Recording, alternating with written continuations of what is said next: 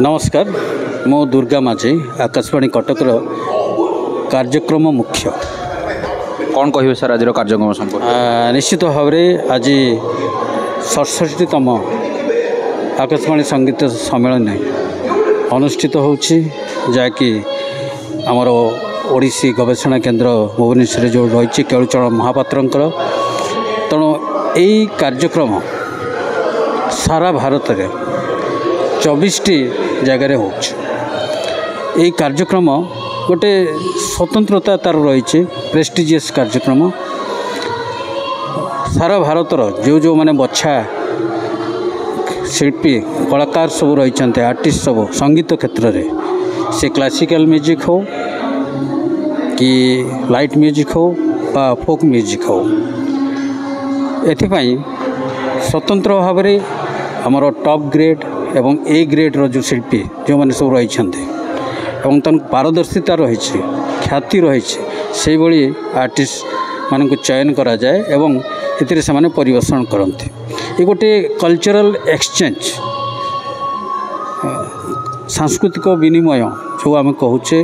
गोटे स्थान रे लोक मैंने जापर जे प्रकृत में संगीतर मूल्य कौन अच्छे शास्त्रीय संगीत एवं अन्यान्य संगीत आकाशवाणी रो आत्मा कहले संगीत विशेष करी 60% बा 60% आमर जो कार्यक्रम प्रसारण होछि सेथिरे 60% होछि आमर संगीत तेणु यही कार्यक्रम आमर सारा भारत में जेहेतु चली एटा 67तम तेबे 2019 रो एटा बंद रही जेहेतु कोविड पैंडेमिक जो पुणी आहरी आरंभ होती तेणु एथर आम 67तम जो आकाशवाणी संगीत सम्मेलन करुचे जहाँकि आग को एभली ताहा रहिबो और चलिबो जेहेतु ये समस्या होइतला सेथिपई आम एथर 67तम नहले ये जो आउ जो 5 वर्ष सेटा मध्य आम करिथांतु आकाशवाणी लोकप्रियता बर्तमान ओडिशार गाँ गहली ठार नहीं पुरबली ठार नहीं तार जनमानस केमती बंची रही निश्चित भाव में कहीं कह जाए जे धारणा लोक मानकर जे रेडियो लोक शुणुना जेहेतु आमर रेडियो जो आमर जो जो घरे सब रोला हुए तो कमी जाए निश्चित किंतु टेक्नोलोजी बा जो वैषयिक जो व्यवस्था सब आसी पहुँचला विशेष करिकी आम जदि कहवा आप सब बा न्यूज ऑन एयर आप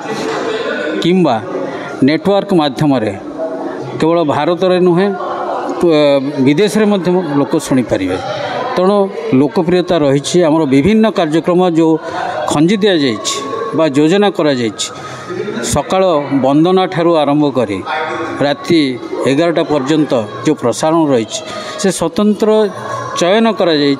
प्लान कराई सकाळे हेले लोक भक्ति गीत संगीत शुणिबे सकाळे हेले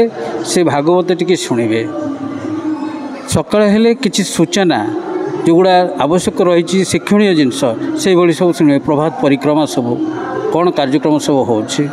पिला मानक पई कार्यक्रम अछि चाषी मानक पई कार्यक्रम अछि नारी मानक पई नारी महल कार्यक्रम अछि प्रत्येक प्रकार कार्यक्रम रही तेणु तार लोकप्रियता रही एवं ताहा रहिबो मध्य एवं प्रति क्षेत्र में जमी बन्या बात्या ये सब जो होचे ये क्षेत्र में आकाशवाणी भूमिका तो बहुत कोण अनुकोण को जोटी दुर्गम अंचल सेठी मध्य आकाशवाणी पहुँच पार्छ तेणु लोकप्रियता रही रही आकाशवाणी कटक जेहेतु हूँ ओडिशा सरकार एक संस्था एवं ओडिशार प्रथम आकाशवाणी तेरे यार आगामी कार्यक्रम सब आगामी कौन रखी हाँ निश्चित भाव में कार्यक्रम तो अनेक योजना सब रही आहरी नुआ नुआ कार्यक्रम केमती प्रसारण करा जेहेतु वर्तमान ऑनलाइन सिस्टम बा डिजिटलाइज सब है तेणु आमर न्यूज ऑन एयर आप माध्यम विभिन्न कार्यक्रम सब श्रोता माने शुणी पारुछंती एवं यह केमती आर्काइवल जो कार्यक्रम सब रही लोक मानक पाखरे केमती पहुँचो ओटीटी माध्यम यही व्यवस्था मध्य रही एवं नुआ नुआ कार्यक्रम आपणकर संगीत हो कि एग्रीकल्चर बा चाषबास ये जो ग्रामांचल जो कार्यक्रम रही आम एक्सपर्ट मानक केमिति आणिकी माध्यम डिस्कसन करिकी नुआ नुआ सूचना आम दे पार्छु लाइव फोन इन कार्यक्रम ये सब प्रसारण होची अनेक योजना रही आम प्लान करुचु केमती लोक मान पाखरे ठीक सूचना बा ज्ञान कौशल जोटा कि बहुजन हिताय बहुजन सुखाय जो चिंताधारा रही आकाशवाणी जोटा कि प्रत्येक क्षेत्र में सेटा गुरुत्व दि जाए कार्यक्रम प्रस्तुत करा जाउछि। बर्तमान जो भविष्य पीढ़ीर बा नूतन युवपीढ़ी जो नुआ कलाकार आसछन्ति गढ़ी तोलिया आकाशवाणी कटक आकाशवाणी कौन भूमिका रही प्रत्येक आपण जिते कलाकार आप देखुंत आज जो आकाशवाणी संगीत सम्मेलन होछि तार गोटे स्वतंत्रता एभली रही जो माने कलाकार होती ऑडिशन अच्छी आउ जो ऑडिशन करा जाए आउ एभली भाव में जो कलाकार को चयन करा जाए जहाँ फल प्रकृत तार जो टैलेंट अच्छी से जो पिलार से आगु को बढ़ी पारुछ एवं ताको जेते बेले से कलाकार आम पाखे से ऑडिशन रे पास कला आम कार्यक्रम दौचु आकाशवाणी जो ऑडिशन से दूरदर्शन में ऑडिशन आ देवा दरकार नहीं तार परिचय से सृष्टि कर आगु को बढ़ी पारुछ। बर्तमान समग्र ओडिशा रे केतटा आकाशवाणी कार्यक्रम रही कार्यक्रम विषय ओडिशा रे हमर 14टी आकाशवाणी केन्द्र रही जोटा कि FM रही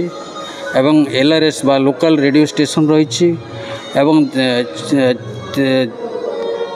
4टी आमर